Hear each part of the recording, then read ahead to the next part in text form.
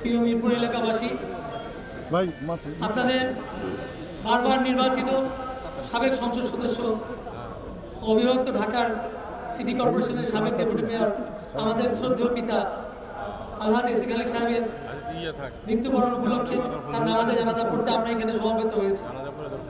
আমি পরিবারের পক্ষ থেকে আপনাদের প্রতি গভীর কৃতজ্ঞতা জ্ঞাপন করছি।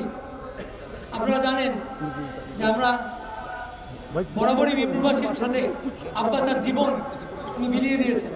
মিরপুরকে আদর্শ মিরপুর হিসেবে গড়ে তোলার জন্য মিরপুরকে ইউনিয়ন থেকে সিটি কর্পোরেশন, পৌরসভা, পরবর্তীতে ঢাকা সিটির অন্তর্গত একটি আদর্শ মিরপুর হিসেবে গড়ে তোলার জন্য ওনার আজীবনের স্বপ্ন ছিল। সেই স্বপ্ন উনি বাস্তবায়ন করেছেন। তার ধারাবাহিকতায় আপনারা বারবার প্রমাণ করেছেন আপনাদের ভালোবাসা, তাকে বারবার ভোট দিয়ে নিযুক্ত করেছেন। এই ঢাকা শহরে 5 বার আর কেউ এমপি হতে পারেনি বিএনপি থেকে। উনি একমাত্র ব্যক্তি ছিলেন। জনগণের জন্য ওনার দরজা খোলা ছিল সব সময়। আপনারা তার রুহের মাগফিরাত কামনা করে আল্লাহ তাকে জান্নাতবাসী করে সেই দোয়া করবেন।